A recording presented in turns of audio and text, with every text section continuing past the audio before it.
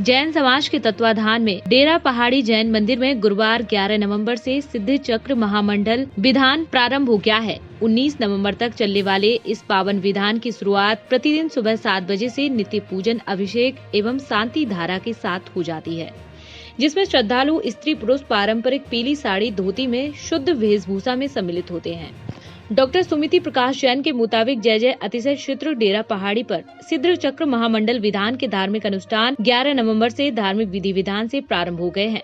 प्रतिदिन विधान का शुभारंभ सुबह 7 बजे संगीतमय पूजन अभिषेक के साथ शुरू हो जाता है, जिसमें समाज के स्त्री पुरुष और युवा जन पूरे उत्साह के साथ सम्मिलित होते हैं। नमः सिद्धिभ्यः। जैसा कि आपने कहा है अनुष्ठान के विषय में कुछ बोलने के लिए, यहाँ दिगंबर जैन समाज डेरा पहाड़ी में सिद्ध चक्र महामंडल विधान की आराधना चल रही है। जैन धर्म के अनुसार इस वक्त अष्टाहनिक महापर्व चल रहे हैं, जो शाश्वत पर्व हैं। वर्ष में 3 बार आया करते हैं जैन धर्म के अनुसार। इसमें कार्तिक मास की सप्तमी से अष्टमी से प्रारंभ होता है और पूर्णिमासी तक यह पर्व चलता है। इस पर्व में जैन धर्म में सिद्धों की मंगल आराधना को करने का सौभाग्य हमें मिल रहा है।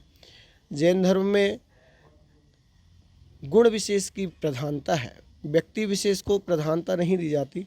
व्यक्ति के अंदर व्यक्तित्व क्या है, यह उस गुण को यहाँ पर पूजा जाता है और उसी गुण की पूजा जो आत्मीय गुण हैं, उन गुणों की पूजा यहाँ पर चल रही है। सिद्धों की मंगल आराधना चल रही है। जैन धर्म के कथनानुसार संसार के प्रत्येक व्यक्ति में भगवान बनने की शक्ति विद्यमान है और इसी का प्रयत्न हम सभी को निरंतर करते रहना चाहिए कि हम भगवान बने। हम केवल भक्त बन के ना घूमें, भक्ति करें। भक्ति करते हुए हमारा उद्देश्य हो कि हम भगवान जिस पथ पर चल के भगवान बने हैं, उस पथ पर चल के हम भी भगवान बन जावें। सिद्धों में जो मूल गुण हैं, वही गुण हमारे अंदर हैं। सिद्ध अनंत चेतना के भोगी हैं, हम भी अनंत चेतना के भोगी हैं। सिद्ध में अनंत ज्ञान है, हमारे अंदर भी अनंत ज्ञान है। सिद्ध अनंत वस्तुओं को देख सकते हैं, अनंत शक्ति के धनी हैं, हम भी वैसे ही हैं। बस सिद्धों में और हम में अंतर इतना है कि सिद्धों ने अभी अपने कर्मों का नाश कर दिया है और वह संसार की सारी वस्तुओं से परे होकर के शुद्ध आत्म स्वरूप को भोगते हैं और हम संसार की वस्तुओं में सुख मान करके यहीं भ्रमित होते रहते हैं। हम समझते नहीं कि हमारे लिए क्या करना है संसार में।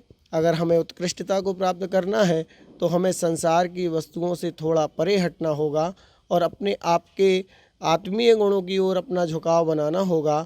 हमारे खुद के निज गुण क्या हैं, इसको समझना होगा। जो बाहरी गुण हैं, जो बाहरी नाम हैं, ये हमारे नहीं, हमारे इस जन्म से मिले इस शरीर के नाम और गुण हो सकते हैं, लेकिन आत्मीय गुण हमारे अनादिकाल से हैं, अनंत काल तक स्थिर रहने वाले हैं। यह कभी नष्ट नहीं होते, यह हमेशा शाश्वत रहते हैं। इसी विधान में 8 दिनों तक हम मंगल आराधना करते हैं। इस आराधना में हम सिद्धों के अलग अलग गुणों की चर्चा व्याख्यान करते हैं।